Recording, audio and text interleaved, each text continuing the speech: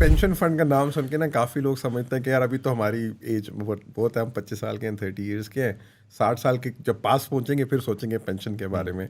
सबसे पहला कॉन्सेप्ट तो ये लोगों का एक मिसकंसेप्शन है कि आप पेंशन या अपनी रिटायरमेंट के लिए डे वन से सोचते हैं और 25 ईयर से सोचते हैं। सो पहले तो ये एक मिसकंसेप्शन है।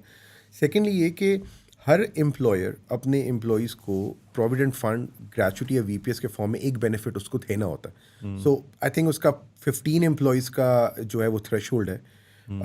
वो पैसे नॉर्मली पड़े होते हैं बैंक अकाउंट्स में, वो भी आपके लिए ग्रो नहीं हो रहे होते, तो आपके पास वो पैसे कहीं ना कहीं आ ही रहे होते हैं। लेकिन चले अगर हम फ्यूचर बेनिफिट को छोड़ भी देते हैं कि ठीक है चले आप अभी 25 ईयर्स के हैं, you are not concern about your health and retirement and so forth, लेकिन इमीडिएटली आपको गवर्नमेंट एक ही सिर्फ प्रोडक्ट है that is VPS, voluntary pension scheme, जिसमें गवर्नमेंट आपको 20% इनकम टैक्स क्रेडिट देती है। उसके अलावा गवर्नमेंट किसी चीज़ के ऊपर आपको टैक्स क्रेडिट नहीं देती। तो वही अगर आप जो अपनी सेविंग्स हैं या उसका X% है वो अगर आप पेंशन फंड में डाल देते हैं तो उससे होगा ये, उसके दो बेनिफिट्स हैं। इमीडिएटली तो आपका टैक्स आपका वो हो गया। आप देखें अगर टैक्स स्लैब्स में हम देखें तो anyone who is earning 500,000 plus वो 30-35% टैक्स स्लैब में आता है। इसका मतलब है कि अगर आप वो उसका 20% वीपीएस में पेंशन फंड में डाल देते हैं तो आपका 20% सेविंग होगी, that is straight 6-7% increase in your salary, in your monthly salary. Saving तो आपने फिर भी करनी है, किसी ना किसी शेप एंड फॉर्म में करनी है, लेकिन अगर आपको वहाँ पे 7% आपकी सैलरी इंक्रीज हो गई है तो why won't you take that? मुझे वो समझ नहीं आती, बट आई थिंक इसमें एजुकेशनल प्रॉब्लम है। तो एक तो स्ट्रेट बेनिफिट आज की डेट में ये है। सेकंड बेनिफिट ये है कि देखिए सिर्फ म्यूचुअल फंड में भी हमने की थी डिस्कशन कि 90% हमें डिविडेंड देना ही देना है फॉर द टैक्स एग्जेम्पशन, ताकि वो कंपाउंड। पेंशन फंड के केस में डिविडेंड की कोई वो ही नहीं है। सो प्रैक्टिकली इसका मतलब है कि जो हर साल डिविडेंड में 25% करता जाए, अगर आप 20 साल के लिए कंपाउंड करें तो आपको अंदाजा होगा कि what kind of losses are you making in terms of paying taxes. So tax का जो डेफरल है उससे भी आप अच्छे खासे वो कर सकते हो। सो बेसिकली पेंशन फंड जब तक आपके वो पैसे पड़े हुए हैं वो आप जो है टैक्स फ्री कंपाउंडिंग हो रही है compare to banks, compare to equity markets, compare to mutual funds. Third जो इसका एक क्लियर बेनिफिट ये है कि रिटायरमेंट ज़रूरी नहीं है कि आप 60 साल में लें। द लॉ सेज कि आप अर्लियर ऑफ 25 ईयर्स और 60 ईयर्स। सो लेट्स से अगर आप आज 25 साल के हैं तो अगर आपने 25 साल से अपना वीपीएस अकाउंट खोला है तो आप 50 साल में रिटायर हो सकते हैं and you can take your money tax free. इसी तरह अगर आपने 20 साल में ओपन किया तो यू कैन रिटायर एट 45। इसका मतलब ये नहीं कि आप काम करना छोड़ दें, but like you can take the tax free benefit at a very early age. फिर आप वो 45 की एज पे वो अनकट टैक्स कंपाउंडेड अमाउंट लेके फिर कहीं और इन्वेस्ट कर दें।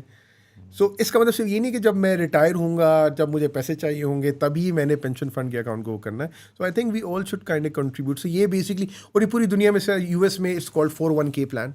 अब इसमें स्वीडन में we use to manage Swedish pension money, वहाँ पे एक पीपीएम सिस्टम था, और वहीं से बेसिकली पूरा महाना का कॉन्सेप्ट वहीं से ही आया है कि कैसे हम पेंशन मार्केट को ग्रो करें, उसके इकोनॉमिक बेनिफिट्स क्या है, मार्केट पे क्या इम्पैक्ट है, गवर्नमेंट्स को क्या फ़ायदा है, वो हम सेपरेटली आई थिंक जो अभी के बजट में एक सबसे बड़ा रेड फ्लैग था इन terms of long term investment या सेविंग्स या रिटायरमेंट की प्लानिंग, वो यही था कि गवर्नमेंट ने अभी एक टैक्स नया वो किया कि यार ये जो टैक्स फ्री मनी है ना, जो बेसिकली पहले थी कि 60 साल की उम्र पे थी या 25 साल की उम्र के ऊपर थी, कि आप 50% ऑफ इट आप पे टैक्स फ्री था। यानी जो भी आपकी वैल्यू थी, अगर आपने फॉर एग्जांपल 2-2 लाख रुपया साल पे किया और 1 करोड़ रुपया हो गया, 1 करोड़ में से जो 50 लाख है उस पर कोई टैक्स नहीं, आप विड्रॉ करें, रिमेनिंग के ऊपर आपकी लास्ट 3 सैलरी के ऊपर जो एवरेज टैक्स रेट है वो कटेगा। ठीक है, आई थिंक इसकी वजह से भी लोग उसको बहुत नेगेटिव ले रहे हैं, अभी भी ले रहे हैं।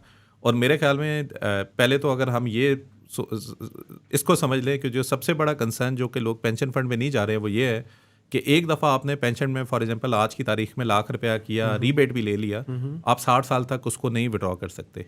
ये सबसे बड़ा मेरे ख्याल में हर्डल है जो लोगों को मिसकंसेप्शन है कि पेंशन फंड आप विड्रॉ ही नहीं कर सकते। पेंशन फंड गया 60 साल के बाद आप निकलेगा, तो पेंशन फंड आप विड्रॉ कर सकते हैं, आप नेक्स्ट डे कर सकते है, आप नेक्स्ट डे कर सकते। देखिए सिंपल सी चीज़ है, अब मैं आपके पास आता हूँ और मैं आपको कहता हूँ कि जी मैंने पेंशन फंड में पैसे इन्वेस्ट किए हैं, मुझे मेरा टैक्स क्रेडिट दे दें, ठीक है, और मैं ये पैसे सेव करता रहूँगा 25 साल तक या 60 ईयर्स की एज तक। मैं अगले दिन वो पैसे निकाल देता हूँ, तो मैंने तो ब्रीच ऑफ कॉन्ट्रैक्ट किया ना, कि मैंने आपसे एक बेनिफिट भी लिया और फिर मैंने अपनी कमिटमेंट ऑनर नहीं की। जो लोग ये नहीं समझते यहाँ पे कि आप जो आपके ऊपर देखिए पेनल्टी भी नहीं है, उस पर बेसिकली है कि लास्ट 3 ईयर्स का एवरेज टैक्स रेट लगता है विड्रॉल की अमाउंट के ऊपर, जो कि इस बजट में उन्होंने कर दिया कि लास्ट टैक्स वो है अच्छा, उस 3 पे भी नहीं, अब कटेगा। लास्ट पे अब 3 भी कर दी। गवर्नमेंट हमेशा कुछ ना कुछ प्ले करती रहती है। सो अभी एज ऑफ नाउ, ताकि नजर आए कि वो कुछ अभी कर कुछ रहे हैं। देखिए जो इन्होंने पेंशन में कुछ चेंजेस किए, इस तरह इन्होंने कहा कि 50% लमसम विड्रॉल पे भी इन्होंने टैक्सेबल कर दिया है।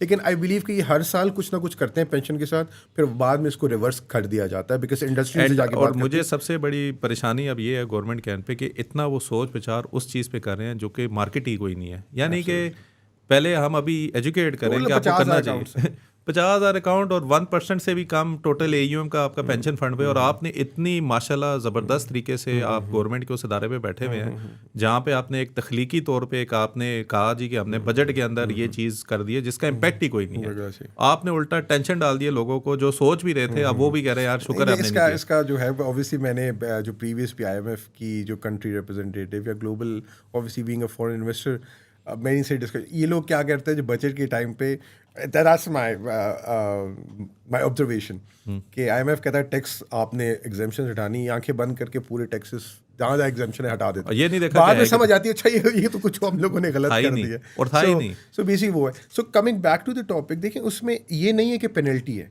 पहली बात है कि VPS में you can withdraw the next day, आपने आज डाले आप कल निकाल दे, लेकिन फिर आपने जो बेनिफिट लिए वो आपको वापस करना होगा।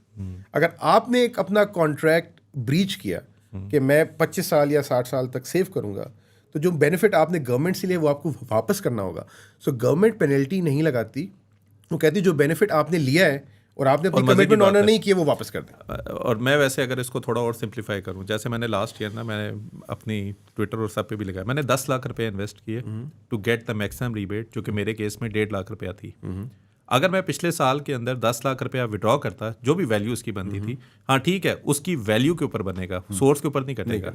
तो इसका मतलब है कि 12 लाख का फॉर एग्जाम्पल 20%, ठीक है। सो मे बी मैंने अगर 1.5 लाख का लिया है तो मे बी मुझे 1.70 देना पड़ेगा वापस, क्योंकि मेरी वैल्यू भी तो ऊपर गई है। अच्छा, जब वैल्यू ऊपर गई है और मैंने साल के अंदर किया तो इसका मतलब है मेरा 30% का लॉस बनता है या इस तरह का बनता है। लेकिन उधर भी मैं देखूं ना, मैंने CGT दिया था ना मैंने डिविडेंड पे टैक्स दिया था, और अगर मैं ये सारे टैक्सेस करूं तो मेरे ज़्यादा टैक्सेस मैंने ऑलरेडी पेंशन फंड में होने की वजह से ऑलरेडी सेव कर दिए हैं।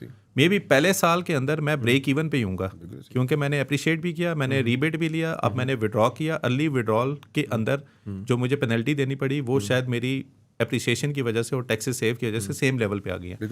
मैंने कैलकुलेशन की है कि अगर आप 1 साल रख लेते हैं और आप दूसरे साल करते हैं तो आप प्रॉफिटेबल ज़्यादा हैं, बिकॉज 1 साल का जिस तरह अभी हम बात कर रहे हैं कि डेट फंड के ऊपर अगर मैंने पेंशन फंड में किया होता 0 टैक्स, पूरे साल में टैक्स ही कोई नहीं देना, और कंपाउंडेड उसका दूसरे साल के बाद देखिए कितना बड़ा इम्पैक्ट है। और अगर दूसरे साल में भी मैं करूं और उस पर भी मैं रीबेट लूं और मैं एंड में जितना मैंने रीबेट लिया उससे कम पैसे मैं पेनल्टी में दे रहा हूं, तो ऑलरेडी मैं प्रॉफिट वाली साइड पे आ गया।